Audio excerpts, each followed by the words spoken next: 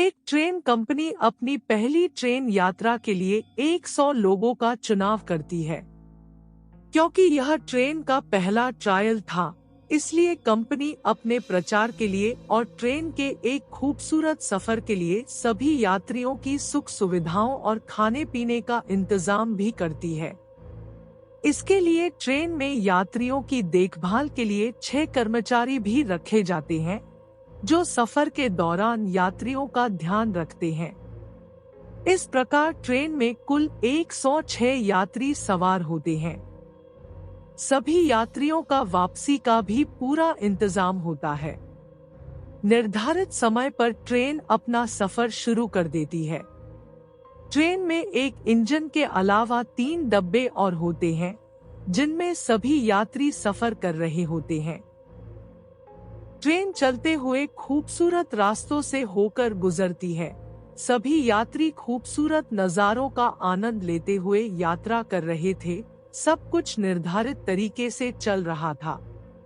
लेकिन कुछ समय बाद ही उस ट्रेन के साथ कुछ ऐसा होता है जिससे आज 100 साल से ज्यादा समय बीत जाने के बाद भी लोग हैरान हैं।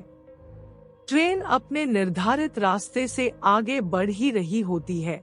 ट्रेन के रास्ते में एक टनल आती है। यह टनल लगभग 1 किलोमीटर लंबी थी। यह टनल बहुत लंबे समय से इस्तेमाल की जा रही थी, इसलिए इस टनल से गुजरना ट्रेन के लिए कोई खास बात नहीं थी। यह ट्रेन के लिए एक आम रास्ता था। लेकिन इस बार यह ट्रेन टनल के एक सिरे से अंदर तो आती है, लेकिन इसके दूसरे सिरे से बाहर नहीं निकलती। वह ट्रेन इसी टनल के भीतर कहीं खो जाती है। इस घटना से सभी लोग आश्चर्यचकित रह जाते हैं। एक दिन का समय बीत जाने के बाद भी उस 106 यात्रियों वाली ट्रेन का कहीं कोई अता पता नहीं था। जब कंपनी वालों से ट्रेन के बारे में पूछा गया, तो उनके पास केवल यही जानकारी थी कि ट्रेन को आखिरी बार टनल के अंदर जाते हुए देखा गया था। इसके अलावा उनके पास उस ट्रेन के बारे में कोई जानकारी नहीं थी। इसके बाद उस ट्रेन की खबर राष्ट्रीय अखबारों में छपने लगी, जिससे कि सरकारों को भी इस बारे में जानकारी मिली। सभी लोगों को इस बात का आश्चर्य हो रहा था कि केवल 1 किलोमीटर लंबी टनल में इतनी बड़ी ट्रेन 106 यात्रियों के साथ कैसे गायब हो सकती है। ट्रेन कंपनी को लगा कि शायद उस सुरंग में कोई विशाल गड्ढा होगा, जिसमें वह ट्रेन गिर गई होगी। इस कारण वह ट्रेन सुरंग की दूसरी ओर से बाहर नहीं निकली।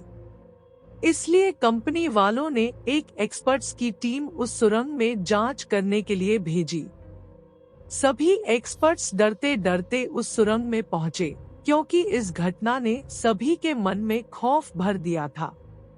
एक्सपर्ट्स की टीम ने उस टनल की बारीकी से जांच की, लेकिन उन्हें न तो टनल के भीतर कोई बड़ा गड्ढा दिखाई दिया और न ही उन्हें उस ट्रेन का कोई सुराग मिला। धीरे धीरे समय बीतने के साथ उन 106 यात्रियों के साथ साथ उस ट्रेन के मिलने की सभी संभावनाएं खत्म होने लगी थी।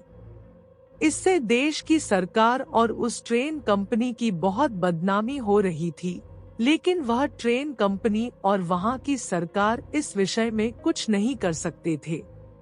ट्रेन के लापता होने के कुछ समय बाद 2 युवक इस बात का दावा करते हैं कि वे दोनों भी उसी लापता ट्रेन की उस रहस्यमय यात्रा का हिस्सा थे और उन 100 यात्रियों में शामिल थे।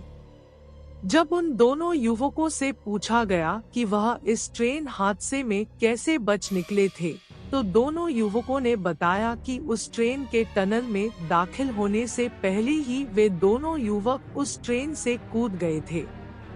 जब उनसे पूछा गया कि आप लोग क्यों कूद पड़े थे, तो उन्होंने जो बताया वह सुनकर सभी आश्चर्य में पड़ गए। उन्होंने बताया कि ट्रेन के सुरंग में दाखिल होने से पहले ही ट्रेन में एक घना काला धुआं भर गया था और साथ ही अजीब अजीब सी भयानक आवाजें भी आने लगी थी। यह सब देखकर पूरी ट्रेन में दहशत फैल गई।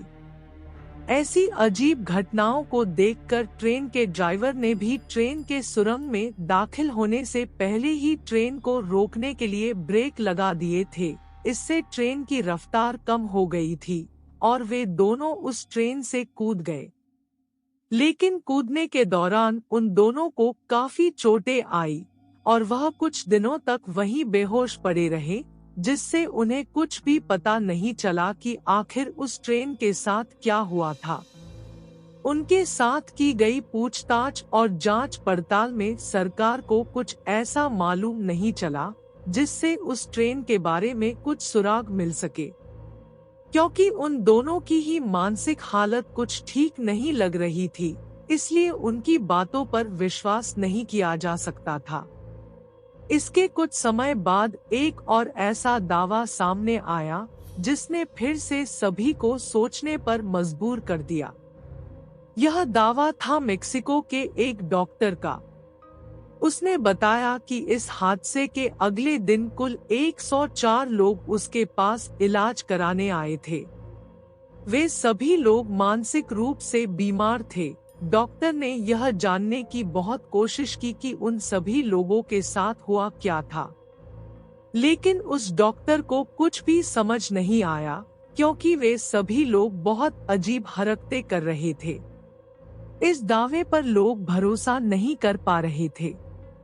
लेकिन जैसा कि डॉक्टर ने कहा था कि कुल 104 लोग थे और पहले दावा करने वाले 2 युवकों को भी इसमें जोड़ दिया जाए तो यात्रियों की संख्या पूरी 106 हो रही थी। लेकिन अंत में इस दावे से कुछ भी हासिल नहीं हो रहा था। समय के साथ लोग भी इस हादसे को भूलने लगे थे और सभी जांच एजेंसियों ने भी इस विषय में हार मान ली थी और इसी के साथ यह ट्रेन हादसा एक गहरा राज बनकर रह गया था। लेकिन कुछ वर्षों बाद इस ट्रेन के बारे में कुछ ऐसी बातें सामने आई जिनसे सभी लोग फिर से हैरान हो गए। जैसे कि इस ट्रेन को अलग अलग समय पर अलग अलग जगहों पर देखा जाने लगा। इस ट्रेन को देखने वाले सभी लोग ठीक वैसा ही हुलिया बता रहे थे जैसा उस गुमशुदा ट्रेन का था। वही एक इंजन और 3 डब्बों वाली वह ट्रेन सभी को दिखाई देती थी और गायब हो जाती थी। लोगों के इस दावे के बाद एक्सपर्ट्स ने यह निष्कर्ष निकाला शायद वह ट्रेन सुरंग के भीतर किसी प्रकार की समय यात्रा में फंस गई थी और वह कभी सुरंग से बाहर निकली ही नहीं। इसलिए लोगों के द्वारा उस ट्रेन को अलग अलग जगहों पर अलग अलग समय पर देखा जा रहा था। इस प्रकार उस ट्रेन की मिस्ट्री कभी भी सुलझाई नहीं जा सकी और आज भी वह ट्रेन हादसा एक बहुत बड़ा रहस्य बना हुआ है।